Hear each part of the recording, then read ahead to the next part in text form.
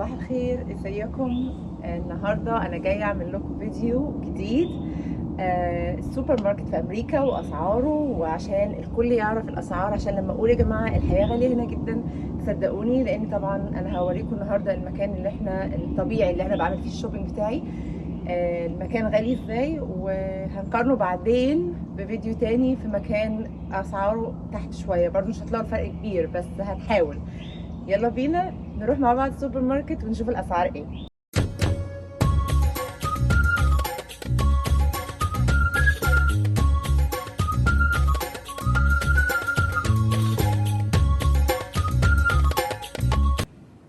دلوقتي هنبدأ بالخضار والفاكهة. طبعا انا هكلمكم عن حاجة حاجة، الفيديو مش هيخلص، فانتوا حاولوا تبصوا معايا على الأسعار. هنا الفلفل مثلا الاتنين ب4 دولار، الفلفل الأخضر بتاعة البقدونس ب3 دولار. البصل مش الكيلو كمان، اللي هو نص كيلو ب99، يعني تقريبا دولار. ذرة، الكوسة، البتنجان، الخيار، الفلفل، كل ده أسعارها أنا بالنسبة لي، ده كمان فيه تخفيضات جامدة جدا عشان احنا في الويك اند، بس أنا بالنسبة لي الأسعار غالية جدا. هنا الأفوكادو، العنب، طبعا العلبة اللي انتوا شايفينها ديت ب9 دولار، ده في التخفيضات. الستروبري، الفراولة ب7 أو 8 دولار. التوت الأحمر، العنب الأحمر، البلو بيري، كل الحاجات دي. العلبة الصغننة دي على فكرة اللي هو التوت الأحمر ب6 دولار. يعني هو طبعا في اختلاف أنواع وفي اختلاف شركات وحاجات، بس لا، الأسعار هنا غالية جدا. بس زي ما انتم شايفين في حاجة كمان عايزة أقولها لكم. أمريكا اللي بتتكلم عن البيئة والتنظيف البيئة، كل الحاجات دي على فكرة بلاستيك، يعني بلس بقى، يعني بجانب الأسعار كل الحاجات اللي هي البلاستيك، العلب البلاستيك ديت عندهم بكمية رهيبة جدا. فدي حاجة كمان موجودة في أمريكا، طبعا مش ظاهرة في التلفزيون بس موجودة هنا، لأن أنا بتكلم عليها لأن احنا في ألمانيا مش كده خالص، في حاجات بدأت تتطور بأوراق مش بلاستيك.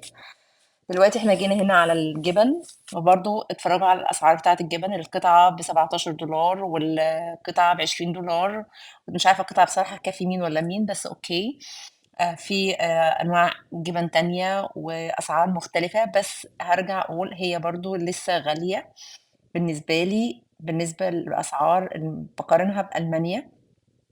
طبعًا أنا متأكدة إن هي غالية بالنسبة لمصر برضه. آمم، بس طبعًا مش في كل سوبر ماركت نفس الأسعار، بس أنا باتكلم على السوبر ماركت اللي أنا فيه دلوقتي. دي أسعار الجبن هنا، وهنخش في أسعار اللانشونات والحاجات دي، برضه غالية جدًا، جدًا فوق ما تتخيلوا، plus بقى إن الquality نفسه، النوع نفسه مش كويس زي ألمانيا. العلبة الصغيرة دي تقريبًا فيها 4 slices تقريبًا ب9 دولار، دي فيها برضه حوالي 5، 6 ب16 دولار. السلامي نفس الحكاية. طبعًا الحاجات دي أنا مش باجيبها عشان مش حلال، أنا لمّا بالاقي حاجة حلال باجيبها، أوكي. هنا هندخل على العيش. العيش طبعًا الواحد الكيس التوست بس ب4 دولار بعد تخفيض، هو ب5 دولار، يعني أنا كنت باجيبه ألمانيا ب1 يورو ونص تقريبًا أو 1 يورو 99، هو يعني غالي أوي. بقية العيش نفس الحكاية، ده plus إن هو برضه كل العيش معسّل، يعني في عسل شوية، في سُكّر شوية، فدي حاجة برضه تبع الquality، يعني غالي والquality مش زي، أنا هاتكلم برضه عن ألمانيا، مش زي ألمانيا. وغالي جدًا بالنسبة لي كيس التوست إن هو ب5 دولار، غالي بطريقة وحشة. بس طبعًا بيتجاب، لإن هو ما عندكيش حل تاني غير إنِّك تعملي عيش في البيت. هنا هندخل عند السمك، السلمون المدخن، دي في التخفيضات برضه ب4.5 دولار، بس هي في الطبيعي ب7 دولار. السلمون ده اللي أنا هامسكه ده. غير بقى الأنواع المختلفة، في أنواع تانية بتجيبيها غالية ما بتطلعش حلوة برضه. النوع دوّة طبعًا كان ب16 دولار وبقى ب12، ده في التخفيضات عشان الweekend زي ما أنتم شايفين. في أنواع بقى مختلفة كتيرة، وأنواع سلمون مختلفة كتيرة والحاجات دي كلّها. بس بالنسبة لي برضه لسه غالية. فإحنا هنمشي دلوقتي نروح على اللحوم، دي في الpack اللي هو التخفيضات. الهامبرجر ب10 دولار فيه 6، الchicken فيه برضه 10 دولار، ده اللي هو اللحوم اللي أنا ما باجيبهاش. هنا نخش تاني في التلاجات بقى التانية اللي هي العادية، بس برضه تخفيضات زي ما أنتم شايفين عشان الweekend. الsteak واللحمة المفرومة والحاجات دي كلّها زي ما أنتم شايفين، هنا بتتباع بالربع كيلو، بالنُص كيلو والحاجات دي، بس طبعًا الربع كيلو ممكن تلاقيه ب6 دولار، 7 دولار، في ربع كيلو ب12 دولار. آمم، حسب طبعًا اللحمة اللي أنت بتجيبها قد إيه فيها دهن وقد إيه فيها لحمة أزيد من الدهن.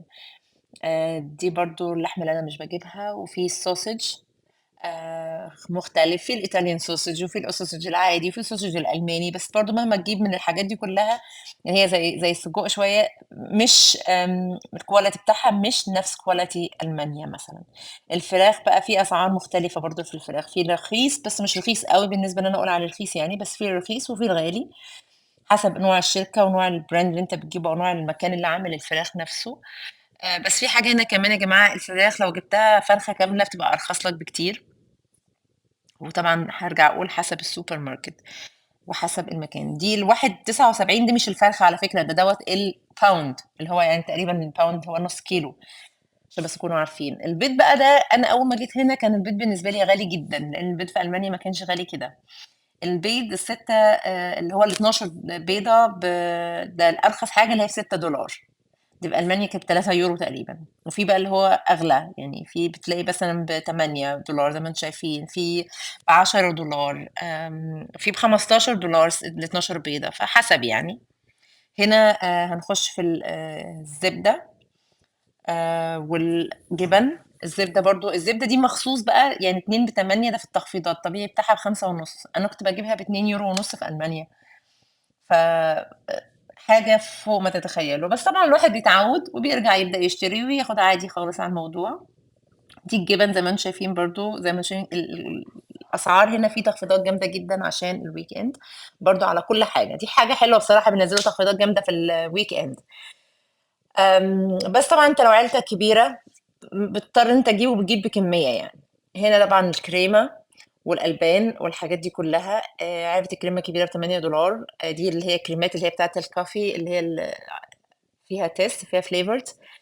هنخش في الألبان، طبعًا الألبان بتتباع هنا بالجالون مش باللتر، وفي اللي هو الgluten free أو الlactose free والحاجات دي كلّها، دي برضه موجودة هنا. بس علبة اللبن اللي أنتم شايفينها دي ب$5 في التخفيضات، تبقى ب$6 مش في التخفيضات. ولو عندكم أولاد في البيت طبعًا الأولاد بيشربوا لبن، فبتضطروا إن أنتم تشتروا كتير، فالحياة هنا غالية جدًا. دي العصاير نفس الحكاية ونفس الأسعار، غالية جدًا. إزازة العصير ممكن توصل لها ل4، 5، 6، $10 عادي.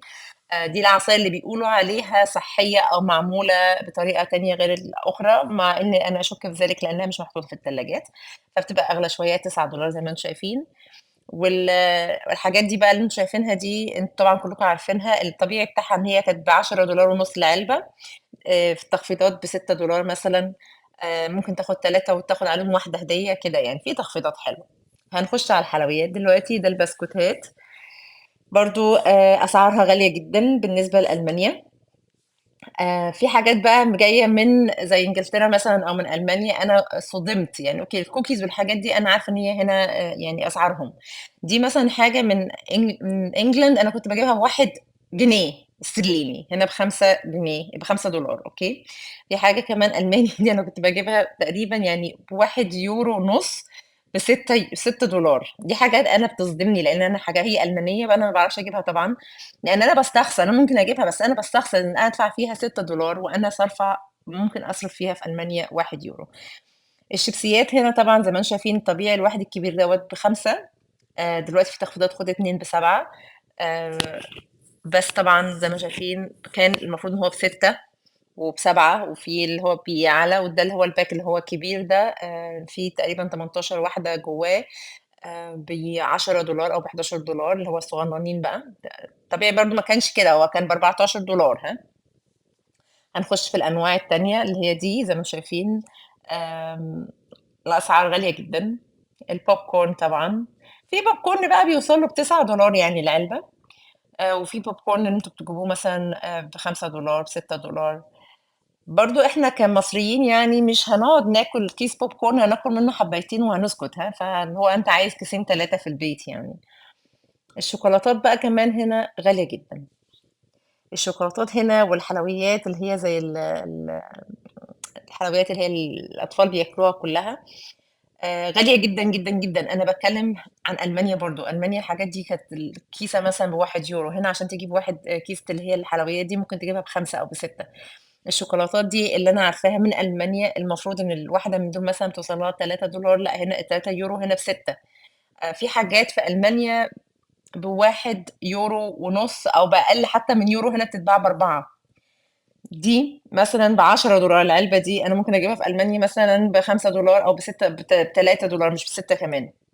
دي بقى الشوكولاتة الأمريكان تقريبًا، بس برضه غالية. هنيجي بقى على النوع ده بالذات، النوع ده مثلًا الاتنين ب10، طبيعي هو كان ب6.5. في ألمانيا برضه كان بنجيبه ب3. أوكي. هنا دخلنا على الزبادي والحاجات دي كلّها، الزبادي هنا والsour cream والحاجات دي كلّها برضه غالية جدًا، جدًا، جدًا، بالنسبة لي إن أنا باقارن بألمانيا. هارجع أقول أنا أخدت على الموضوع، بس برضه زي ما تشوفوا علبة زبادي ب5 $، أنا كنت باجيبها بألمانيا ب3 € أو 2.5 € تقريبًا، العلب الصغيّرة ديّة برضه غالية جدًا. plus بقى هارجع أقول إن هي معسّلة جدًا، جدًا، جدًا، وصعب جدًا إنّك تلاقي حاجة plain من غير أي flavors. دي بقى الحاجات المفرّزة، مش هاتكلّم عنها كتير لإنّها كتير جدًا، زي ما شايفين السوبر ماركت كبير أوي. وأنا مش عايزة أطوّل عليكم خالص يا جماعة، بس أنا عارفة إن أنا طوّلت، بقى لي 10 دقايق دلوقتي. فأنا هاورّيكم السوبر ماركت وأنا طالعة كده شوية، وأقول لكم إن شاء الله المرّة الجاية هاعمل لكم في مكان تاني أو في سوبر ماركت تاني، عشان أورّيكم الفرق بين الأسعار في سوبرات ماركت، والله مش هتبقى فرقة كبيرة يعني. بس إن شاء الله هاعمل لكم في سوبر ماركت تاني، أو في مكان تاني زي اللي هو متخصص بالmakeup والحاجات دي كلّها. مش هاقدر أقول الصيدلية، لإن الصيدليات هنا زي ما أنتم شايفين هاورّيكم دلوقتي هي في السوبر ماركت. بتلاقي صيدلية، أنت لو داخل سوبر ماركت مش محتاج تطلع حتى لو عايز حاجة من الصيدلية. فإن شاء الله المرّة الجاية هاخدكم ونروح مع بعض على مكان فيه makeup أو الحاجات دي لو أنتم حابين. أوكي، أنا باورّيكم وأنا ماشية دلوقتي وأنا باكلّمكم الحاجات اللي هي في الصيدلية، وإن شاء الله أشوفكم المرّة الجاية في فيديو جديد وفي مكان جديد.